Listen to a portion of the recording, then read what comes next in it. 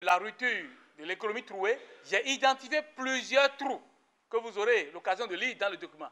Plusieurs trous. Il y a tellement de trous dans l'Afrique que tout sort de l'Afrique tous les jours. Par exemple, si vous consommez quelque chose, regardez dans votre plat là, le repas que vous mangez là, chaque composante là, c'est produit où? Si c'est du riz là, est-ce que c'est des terres africaines? Si c'est de l'extérieur, sachez que le riz là, avant de l'acheter, quelqu'un est parti du Bénin, est parti acheter là-bas, et il a versé tout l'argent là-bas avant de transporter le riz jusqu'ici. Et donc, vous remboursez celui-là seulement, et il repart verser l'argent encore là-bas.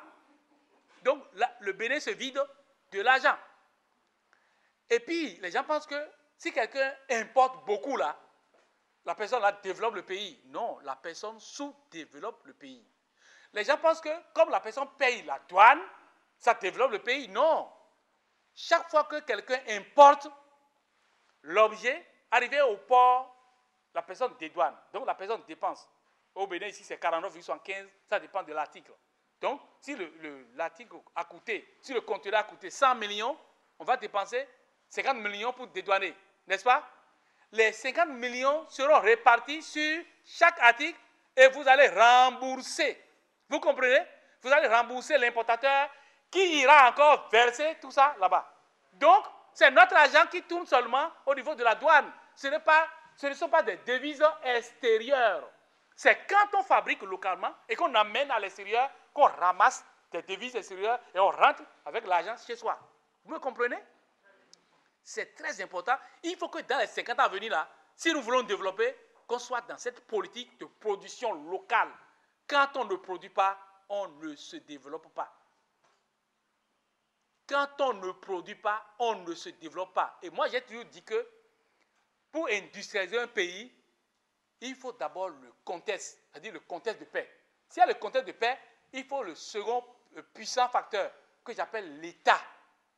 Mais après ça, il y a des acteurs comme les chercheurs. C'est pourquoi l'université existe pour le développement du pays. L'université existe. L'université, en fait, est un laboratoire du développement. Les universitaires sont les facteurs puissants du développement d'un pays. Pourquoi? Parce qu'ils partent d'une idée, ils réfléchissent, ils amènent ce qui n'existe pas dans l'existant. Et puis, les entrepreneurs prennent ça et développent. C'est ça le développement. L'université est un laboratoire du développement. C'est là où les cerveaux sont et ils réfléchissent, ils produisent et à partir des petites choses qu'ils fabriquent, on multiplie. Des prototypes qu'ils inventent, l'entreprise multiplie. C'est comme ça que les entreprises s'installent. D'où les acteurs sont les universitaires, les chercheurs, et des universitaires, on a les inventeurs, et ensuite on a les entrepreneurs, on a les partenaires financiers qui peuvent être locaux comme étrangers, et on a les consommateurs. Et les consommateurs doivent être dans la politique de d'abord consommons les produits localement fabriqués et l'argent reste ici et développe l'économie locale. C'est très important. Donc j'ai identifié au moins 10 pistes dans le document pour favoriser le développement local. Et nous avons aussi demandé une rupture au niveau du développement, des logiques du développement. On pense que le développement chez nous en Afrique là, sera favorisé par l'aide. Sékou Touré a dit, si l'aide n'aide pas à se débarrasser de l'aide, ce n'est pas alors une aide. Et Sankara dit, l'aide nous bloque parce qu'elle nous installe dans la dépendance. L'aide est tellement sucrée qu'on se dit, mais c'est très bien. Mais cette aide sucrée cause un diabète qu'on appelle le sous-développement, l'enlisement, hein, l'attente de tous les jours. C'est le diabète de l'aide. Et enfin, nous devons opérer cette grande rupture avec le franc CFA. Pourquoi? D'abord, moi j'ai décidé, à partir de cette année 2011, mobiliser des économistes en Afrique pour qu'on fasse une pétition contre le CFA, adressée à tous les États, chefs d'État qui utilisent le franc CFA. Nous allons adresser une pétition. Et dans ce document, j'ai parlé du franc CFA. Cette monnaie que la France a créée pour ses anciennes colonies. Cette monnaie nous handicape notre développement. Pourquoi? Et il faut le dire sincèrement, puisque nous avons fait au moins 55 ans avec cette monnaie. C'est depuis 1945. Il faut le dire. Quand quelqu'un a une monnaie là, supposons que le Bénin a une monnaie. Nous prenons l'exemple de Ghana, qui a sa devise qu'on appelle Cedi, n'est-ce pas?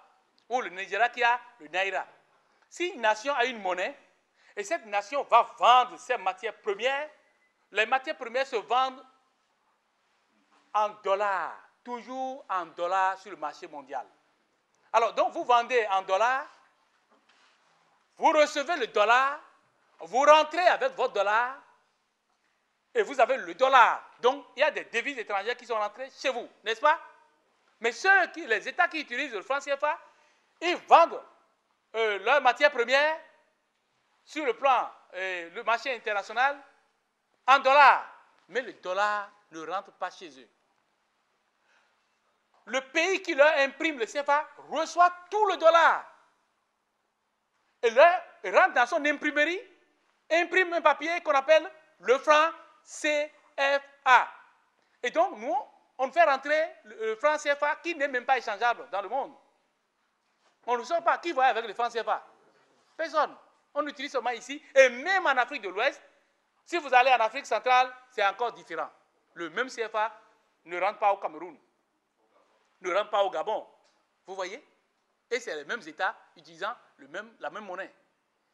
Et donc, les devises étrangères ne rentrent pas chez nous. Si le Bénin vend du coton pour 2 millions de dollars, les 2 millions ne rentrent pas ici. Les 2 millions sont encaissés par l'imprimeur du franc CFA et l'imprimeur nous donne notre monnaie CFA.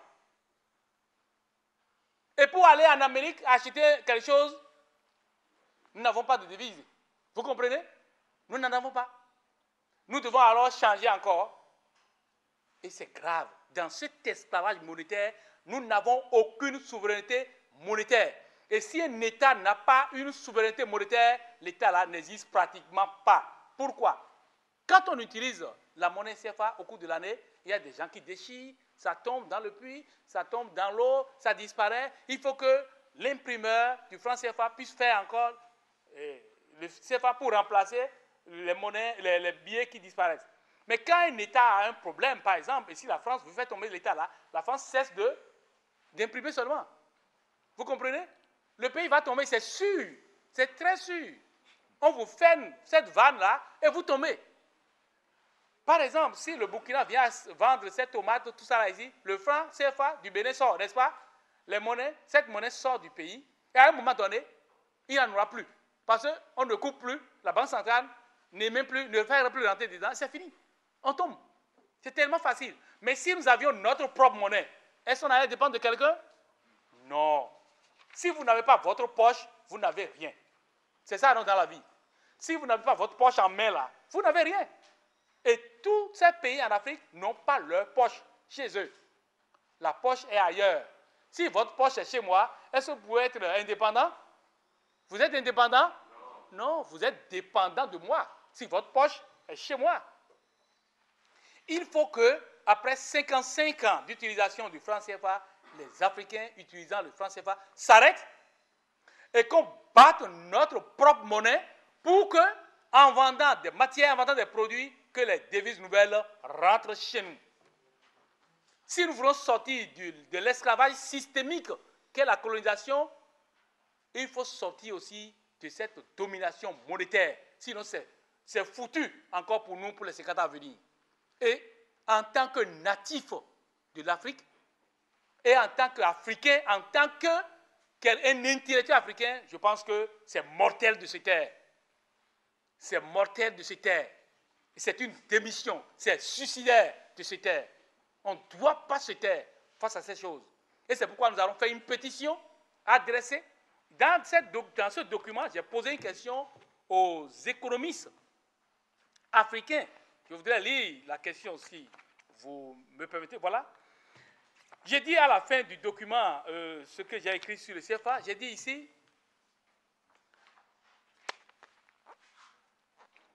En réalité, la France n'a jamais forcé un pays africain à rester dans le lien CFA. C'est par manque d'audace que les dirigeants africains préfèrent rester esclaves que d'être libres. Nous allons voir Ghana émerger et nous allons le contempler. Notre situation de pauvreté ira de mal en pire au point où il arrivera un jour où nous regretterons l'indépendance des années 60.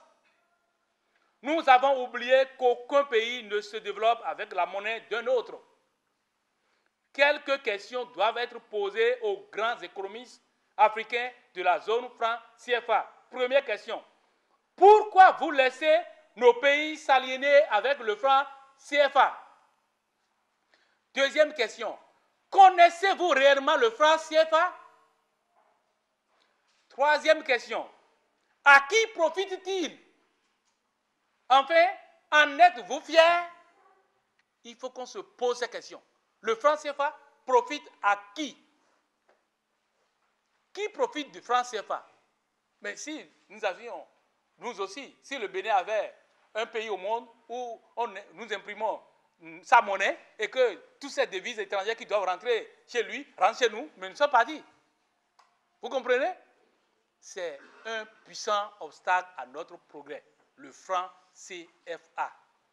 Nous devons domestiquer notre monnaie chez nous. C'est l'esclavage monétaire que nous vivons en notre temps.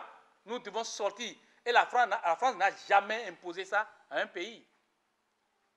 Ce sont nos dirigeants qui ont choisi, qui ont voulu et qui restent dans cet esclavage.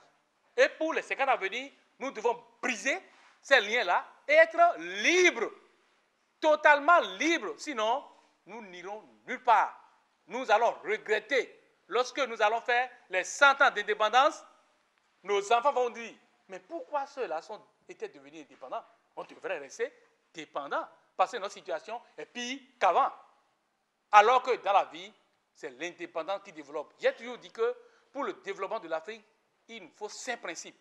Le premier principe, c'est l'amour de l'Afrique, c'est-à-dire le patriotisme. C'est l'amour de l'Afrique qui va nous unir, qui va nous amener à l'unité. Et quand nous serons unis, nous pouvons aller à l'indépendance. Si un être est dépendant, il ne se développe jamais. La preuve, nous sommes dépendants au plan monétaire et notre développement est à terre. Et c'est l'indépendance qui conduit au développement et le développement vous rend souverain. La souveraineté est un produit du développement. La souveraineté est une finalité. Et il faut avoir sa souveraineté partout. Sinon, on n'ira nulle part. C'est très important, mes chers. Et je voudrais que nous nous inspirions de l'exemple de la France vis-à-vis des autres pays. Je voudrais que vous écoutiez en 2 minutes, c'est 2 minutes, 2 minutes, le discours du Premier ministre français. Et nous allons tirer une leçon pour nous. Je propose d'écouter tout de suite François Fillon qui s'exprimait à l'Assemblée nationale.